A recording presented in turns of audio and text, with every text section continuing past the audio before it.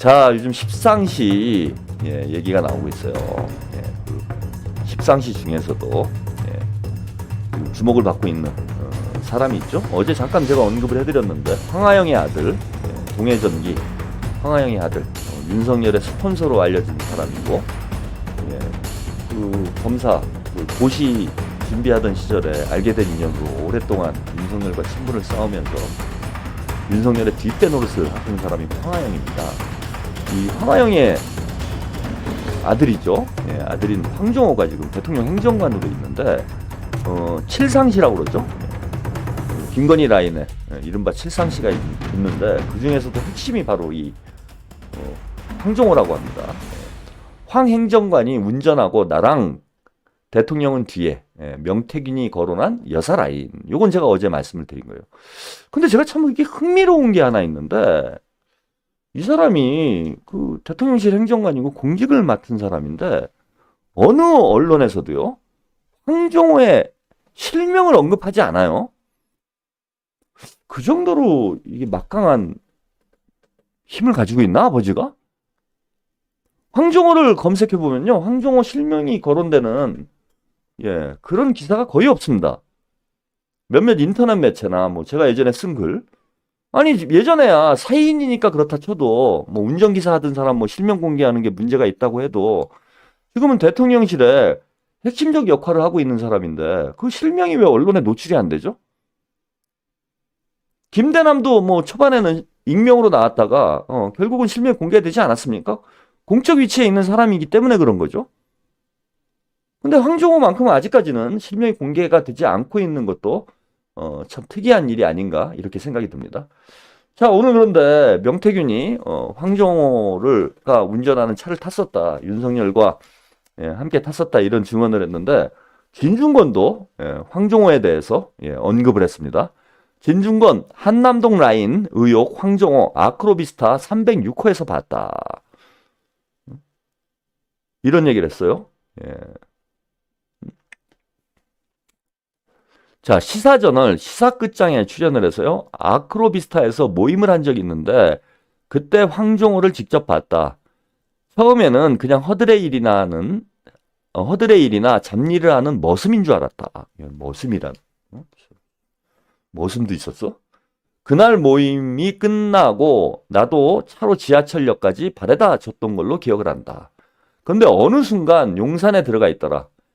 이분이 지금 상당한 실력자로 행사하고 있다라는 소문이 계속 흘러나온다. 이런 얘기를 했습니다. 아크로비스타 306호를 갔는데 진중권 씨는 모임이 있어서 갔다고 그랬어요.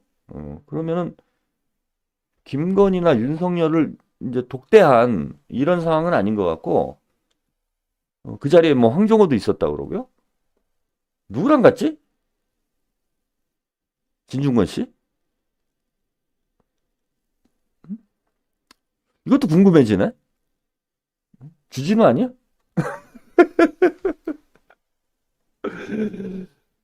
그리고 왜 306호죠? 이것도 좀 이상하네요. 여러 가지 이제 얘네들이 하면 안 될 얘기들이 이제 막 줄줄 새고 있는 것 같아요. 그래서 황정호가 거의 이제 머슴 수준으로 이거는 명태균의 뭐 주장과도 일치를 하죠 지금. 머슴 수준으로 아크로비스타에서 상주를 했다.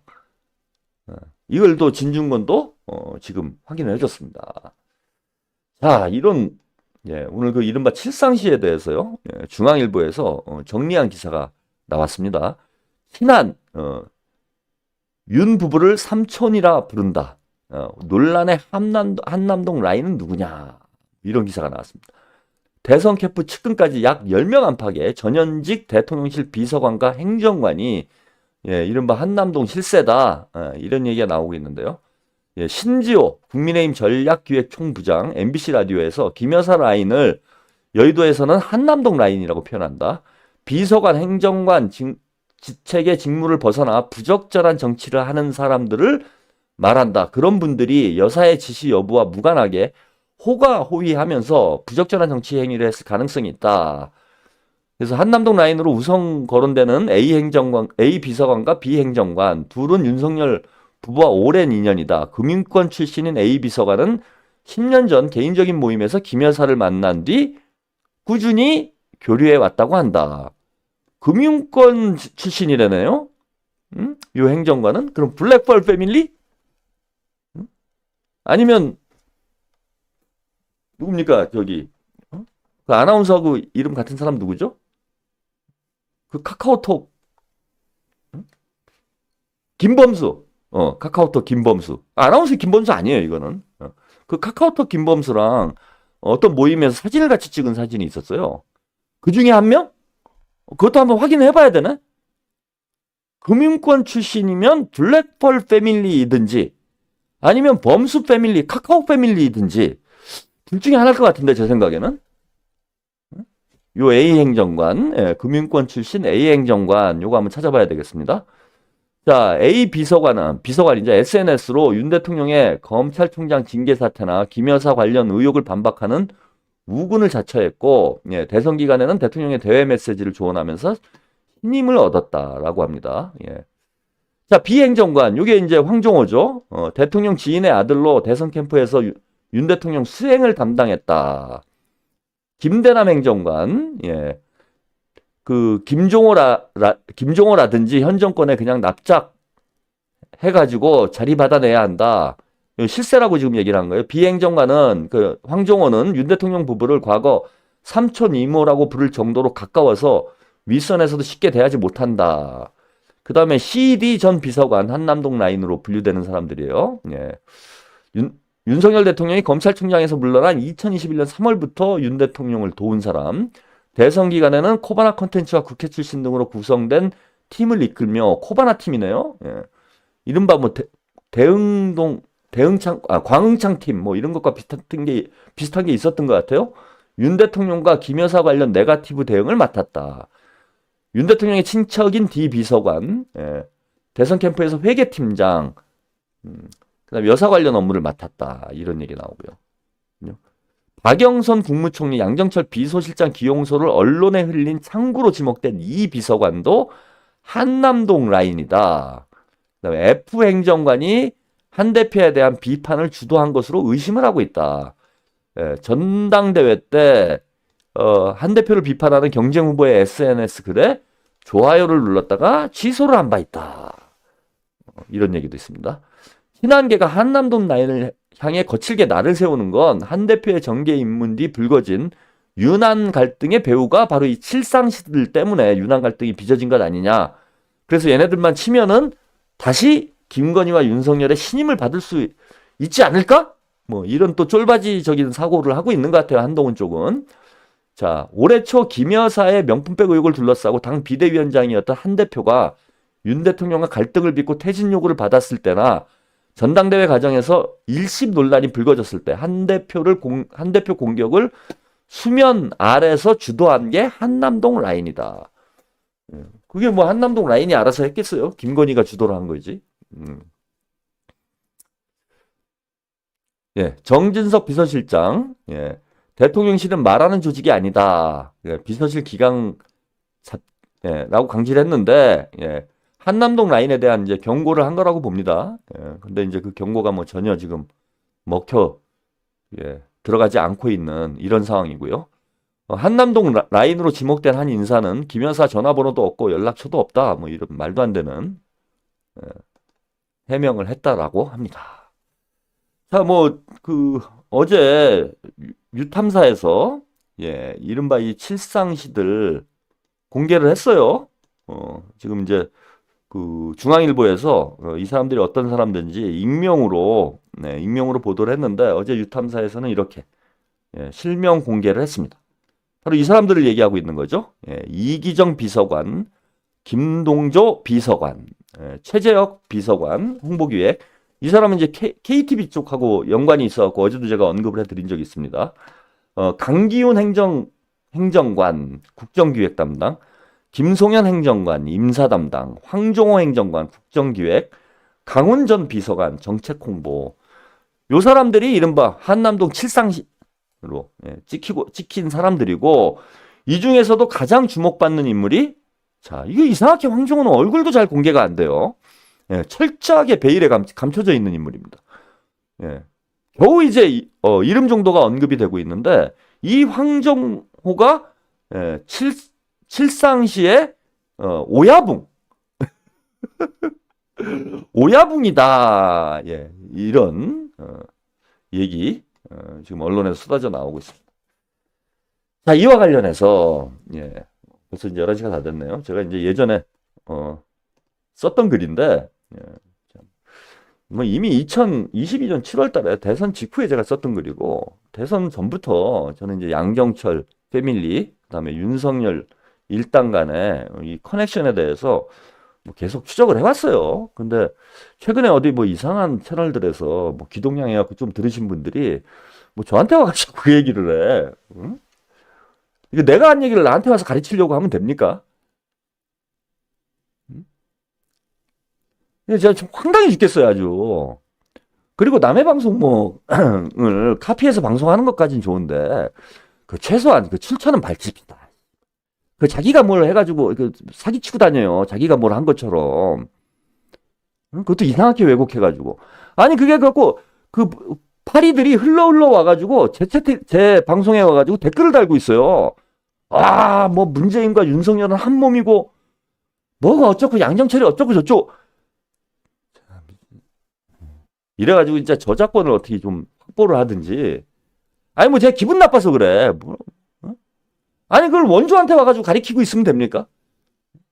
근데 아무튼 예전에 제가 썼던 글이 이제 다시 제가 이러니까 뭐 천재평론가 소리를 듣는 겁니다. 벌써 몇 년 전에 저는 이런 글을 쓰고 예, 준비를 해왔던 거예요. 예, 제가 예전에 굿모닝 충청에 몇 년 전까지만 해도 기고를 했었어요. 그때 기고했던 글인데 이게 2022년 7월 8일에 나왔던 글입니다. 이 글 나가고 나서 이제 이 내용이 그 유탐사에서도 비슷한 내용의 취재가 이루어져 가지고 황정호와 황하영에 대해서 뭐 여러 가지 이제 보도들이 쏟아져 나왔는데 오늘 뭐 시간이 좀 늦어 가지고 제 글 하나 정도 다시 소개를 해드리고 요 황하영, 황정호, 윤석열, 김건희, 양정철로 이어지는 이 관계가 이 전체 인맥도에서 가장 중요한 관계인 것 같아요.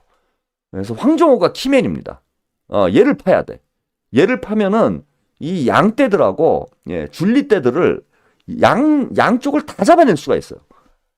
그래서 제가 이제 그동안 좀 파다가 최근에는 뭐 별로 새로 나오는 게 없어서 못 파고 있었는데 아니나 다를까 대통령실에서 실세놀이 하고 있다 지금 황정호가. 자, 이게 그러니까 2022년 7월 달에 제가 기고했던 내용입니다. 윤석열 황 사장 아들 양정철 내 삼각관계라는 제목이었어요. 경향신문에 이미 보도가 됐던 내용인데 2022년 2월 22일 대선 직전에 나왔던 보도예요. 윤석열 수행비서 황씨 양정철 수행 운전했었다. 그러니까 양정철이 이게 되게 상당히 이제 중요한 그 블랙하우스에서는 뭐 아주 깊이 있게 다뤘던 얘기인데 간단하게 말씀을 드리면은 양정철이 민주연구원장을 할 때 황정호가 그러니까 2019년 5월에 양정철이 민주연구원장으로 취임을 합니다. 그때 황정호가 양정철의 운전기사로 들어와요. 그리고 5월달 무렵에 즉 양정철이 민주연구원장으로 취임했던 무렵에 윤석열이 검찰총장으로 취임할 것이다라는 얘기가 낙점이 될 것이다라는 얘기가 나오고 아니나 다를까 그해 2019년 7월 달에 윤석열이 검찰총장이 됩니다. 그리고 조국 사태가 터져요. 그리고 주진우의 주선으로 2019년 4월 달에 양정철과 윤석열이 만났는데, 예, 술자리를 했는데 그 자리에서 주진우가 양 원장님께 성렬이 형, 양 원장님께 충성맹세해 라는 말을 했다는 얘기를 제보자 X가 폭로를 합니다. 그리고 주진우가 윤석열의 청문회 팀에 합류를 했다라는 얘기도 있었어요. 그리고 조국 대전이 터졌을 때 김어준은 윤석열을 끝까지 쉴드를 칩니다. 그리고 검찰총장 청문회 과정에서 예, 윤석열, 김건희를 둘러싼 여러 가지 의혹들이 야당 쪽에서 터져 나오고 있는데 그것을 적극적으로 실드 친 사람이 주진우예요. 그 유명한 얘기 있죠. 김건희는 훌륭한 인격차다. 그리고 최은순을 둘러싼 여러 가지 의혹들은 사실이 아니다. 정대택 씨가 직접 주진우를 찾아갔었다? 혹은 자료를 제공했다라는 얘기가 있죠. 자, 이런 일들이 벌어지고 있었던 그 시점에 황정호가 양정철의 운전기사를 했다라는 겁니다. 근데 운전기사는 대단히 중요한 위치죠. 차 안에서 비밀스러운 통화를 할 일도 많고 비밀스러운 만남을 가지는 경우도 많아요. 명태균도 그 얘기 하지 않았습니까? 윤석열하고 차의 뒷자리에 앉아서 깊이 있는 얘기를 많이 했다. 그래서 운전기사는 확실히 믿을 사람이 아니면 시키는 게 아닙니다. 그래서 친인척이 하는 경우들이 많아요. 뭐 재벌 운전기사나 이런 사람들이. 왜? 매우 중요한 정보들을 듣거든. 그리고 이상한 데도 막 데려가잖아요. 뭐 바람 피고 이러면 막 그런 데도 데리고 다니고 운전기사가. 본인의 고용주의 약점을 쥐고 있을 수 있는 사람이 운전기사이기 때문에 운전기사는 신분이 확실한 사람 아니면 재벌이나 정치인들이 채용하지 않습니다. 그러면 양정철이 황정호를 채용을 했다라는 건 확실히 믿을 만한 사람이었기 때문에 채용했던 거 아닙니까? 그런데 그랬던 황정호가 경향신문 기사에 따르면 2022년에 국민의힘으로 입당한 윤석열 캠프에 수행 비서를 했다라는 거예요. 그리고 오늘 제가 썸네일에도 사용했던 그거죠. 사진. 김건희의 목덜미를, 김건희가 사진을 찍혔는데 목덜미를 잡고 끌고 들어가고 있는 그 사진. 그게 바로 황정호입니다. 그때 기사, 이게 다시 한번 제가 환기를 시켜드리는 거예요. 이걸 보시면 다 기억이 나실 거예요. 황정호는 윤석열 대통령과 오랫동안 친분을 유지해온 전기업체 대표 황하영의 아들이고요. 황정호가 대선 때 김건희를 수행했고, 자, 황정호는 윤석열을 삼촌이라고 불렀다. 이게 이미 2년 전에 이런 얘기들이 다 보도가 됐던 겁니다. 지금 새롭게 나오는 얘기가 아니에요. 김건희는 황정호를 조카라고 불렀고요. 김건희와 황정호는 한마디로 조카 같은 사이죠. 족 같은 사이입니다. 놀라운 건 민주연구원장에 재임할 때 운전기사였고 2019년 5월 13일 양정철이 민주연구원장으로 취임을 했는데 윤석열은 7월 25일에 검찰총장으로 취임을 했습니다. 즉 황정호는 윤석열이 검찰총장으로 재임하고 있을 때 양정철의 운전기사였다라는 겁니다. 그리고 그래 8월 달에 다 아시다시피 조국대전이 발발을 했죠. 근데 그 시점에 양정철은 윤석열의 조카를 운전기사로 채용을 한 거예요. 즉 저 기사가 순서가 좀 바뀌어 있다고 저는 생각을 하는데 그래서 이 글을 썼던 겁니다. 양정철의 운전기사를 윤석열이 수행비서로 채용한 게 아니고 윤석열의 조카를 양정철이 운전기사로 채용을 한 거예요. 황정호를. 그러면 윤석열과 양정철이 어떤 관계인지 극명하게 확인이 되는 거죠. 황정호를 누가 추천했겠느냐? 윤석열이 추천했다라는 겁니다. 왜 황정호를 양정철의 운전기사로 밀어넣었을까요? 자, 저는 황정호가 양정철과 윤석열 사이에 메신저 역할을 했을 것이다. 검찰총장과 민주연구원장이 직접 만날 수 없기 때문에 조카 같은 사위인 황정호가 양정철과 윤석열의 메신저 역할을 하면서 조국 사태를 기획하지 않았을까라는 게 제 추론입니다. 자, 그렇고요. 그래서 메신저 역할을 한 것으로 추정이 된다. 그래서 양정철은 조국 대전 이후에도 윤석열과 계속 내통을 하면서 윤석열 대통령 만들기에 직간접적으로 역할을 했다라는 겁니다. 그리고 양정철은 2021년 1월 달에 이낙연에게 사면 발의를 사주를 하고요. 미국으로 튀었어요. 그때 제가 또 SNS에 글을 썼는데 뭐라고 했냐면은 지금 미국 간다라고 정치에 손 떼는 것처럼 은퇴를 한다 뭐 이런 식으로 얘기를 했는데 두고 봐라. 대선 때가 되면 다시 들어와서 이재명한테 껄떡 될 것이다 라는 내용의 페이스북에 글을 쓴 적이 있습니다. 근데 그 예상이 조금도 안 빗나가고 대선 직전에 귀국을 해가지고 이재명 캠프에 기웃거렸어요. 계속 껄떡댔습니다. 그리고 양정철과 관련 있는 인물들이 이재명 캠프의 요직을 차지했어요. 그 중에 대표적인 인물이 뭐 카피라이터로 유명한 정철 씨죠. 그리고 그 이른바 쌀집 아저씨, 뭐 이영희 PD인가, 김영희 PD인가요? 예. 그 쌀집 아저씨도 양정철 라인으로 추정이 돼요. 그래서 대선 홍보가 개판이었어. 무려 800억이나 되는 예산을 홍보팀이 썼는데 제대로 된 홍보가 이루어지질 않았습니다. 선거에 질내봐야 이길래야 이길 수가 없는 상황을 양정철 패밀리가 만들어 놓은 거예요. 아무도 일을 하지 않는 상황을. 지금 무엇이냐? 이재명 캠프에 윤석열의 밀정들이 침투를 해가지고 선거운동을 방해를 한 거예요. 그걸 총괄한 사람이 양정철이고. 그래 양정철이 이재명 캠프에 그죠? 발을 걸치고 있으니까 황정호는 윤석열의 수행비서를 하고 있는 거 아닙니까? 계속 메신저를 했을 거 아니에요. 이재명 캠프의 내부 상황이 윤석열 캠프 쪽으로 다 흘러 들어간 겁니다.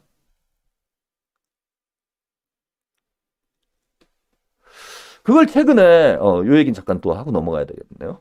예. 최근에 안철수하고 후보 단일화를 이재명 캠프 쪽에서 이재명 대표가 추진을 하고 있었는데 송영길 대표가 뭐 기자회견을 해가지고 그 국민의힘이 선수를 쳐서 안철수 단일화를 실패를 했다 이런 얘기를 정동영 의원이 했어요. 근데 물론 뭐 송영길 대표가 기자회견 한 것도 국민의힘이 선수 치는 한 원인이 될 수도 있었을 텐데 이걸 주선한 사람이 명태균이잖아. 안철수와 후보 단일화를 주선한 사람이 명태균이에요. 이것도 참 흥미롭죠? 근데 이 정보, 이재명 캠프에서 안철수 쪽과 접촉하고 있다라는 이 정보가 안 들어갔겠습니까? 이런 형국인데? 그러니까 패를 다 까고 포커를 치는 뭐 흔히 인디안 포커라고 그러죠. 이재명은 이마에다가 자기 패를 다 붙여놓고 포커를 치는 선거가 된 거예요. 이길래야 이길 수가 있습니까? 우리 패를 다 까놓고 포커를 치는데.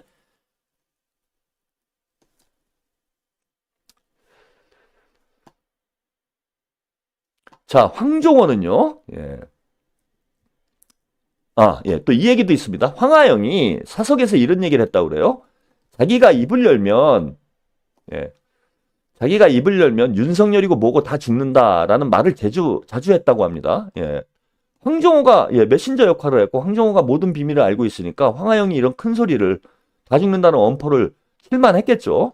그리고 황정호는 지방선거 때 김은혜 캠프에 합류를 했고요. 황정호가 합류하자 국힘 당협위원장들이 모두 김은혜 쪽으로 돌아섰다라고 합니다. 황정호는 여전히 윤석열의 메신저 역할을 하며 막후 실세 노릇을 하고 있다. 그래서 문제는 이게 사초 채용이 문제가 아니라 최근 대통령실 주변에 어슬렁거리는 괴 인물들이 대통령 부부와 야권 혹은 영적으로 연결된 불통한 인물들이 많다. 그래서 비선의 문제의 본질이 뭐냐? 비선의 공식화다. 즉 최순실의 공식화가 문제의 본질이다라고 제가 글을 썼던 내용입니다. 근데 제 예측대로 그대로 됐죠. 최순실의 공식화, 비선의 공식화.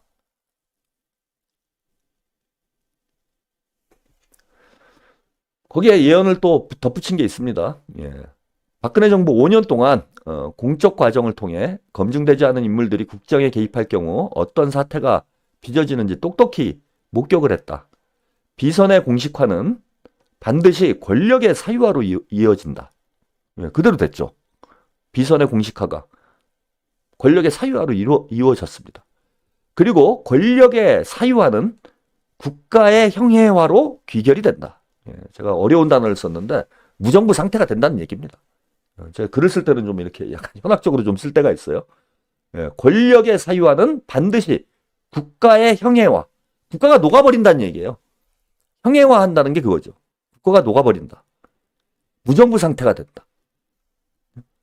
비선의 공식화는 권력의 사유화로 이어지고 권력의 사유화는 반드시 국가의 형해와 무정부 상태로 귀결된다는 것이 2년 전에 제가 예측했던 내용입니다. 그대로 됐죠. 황하영과 대통령의 특수한 관계를 고려할 때 황종호는 직급과 상관없이 대통령의 실세 노릇을 할 것이다. 그대로 되지 않았습니까? 직급과 상관없이 대통령실의 실세가 될 것이다. 황종호의 공개된 이력은 양정철의 운전기사와 김건희의 수행을 한 것이 전부 다이다.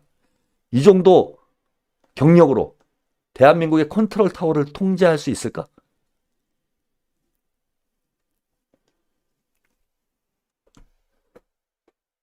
그럴 수 없다라는 걸 지금 2년 동안 우리가 처절하게 경험을 하고 있는 거죠. 자, 오늘 독설 데이트는 여기까지 보내드리고요. 저는 내일 또 저녁 때 번개 생방송을 통해서 내일 찾아뵙고, 대신에 이제 목요일은 좀 쉬겠습니다. 일주일에 하루는 쉬어야 돼요. 계속 방송하면 너무 힘들어.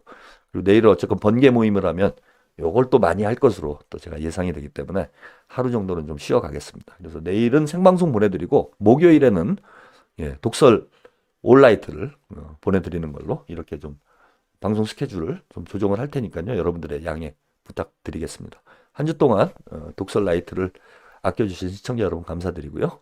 편안한 밤 되세요.